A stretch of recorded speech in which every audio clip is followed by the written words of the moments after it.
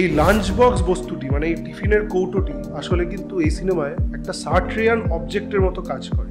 সার্ট্রিয়ান object বলতে আমরা সেই জিনিসটিকে বোঝাই যেটি একটি দৈনন্দিন ঘেরাটোপের মধ্যে কাটানো জীবনকে এসে ডিসরাপ্ট করে, তাকে ডিস্টার্ব করে, তাকে তার দিক পরিবর্তন করতে বাধ্য করে দেয়।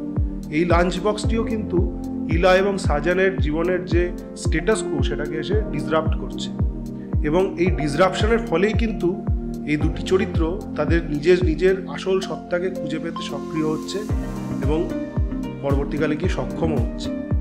এবং এই লাঞ্চ বক্সের ভেতরের যেই চিঠিগুলো, সেগুলো নিজেদের আবিষ্কার করার একটি এজেন্ট হিসেবে কিন্তু কাজ করছে এই সিনেমা। দুটি চরিত্রের মধ্যে কেউই কিন্তু এই চিঠিগুলো উল্টো দিকের মানুষটাকে খুশি করার জন্য লিখছে না, তারা লিখছে তাদের মনের আসল কথাটাকে ব্যক্ত করার জন্য এবং তাদের যে নিজেদের ভুল বুঝিয়ে রাখার অভ্যেস সেটা থেকে নিজেদের বার করার জন্য।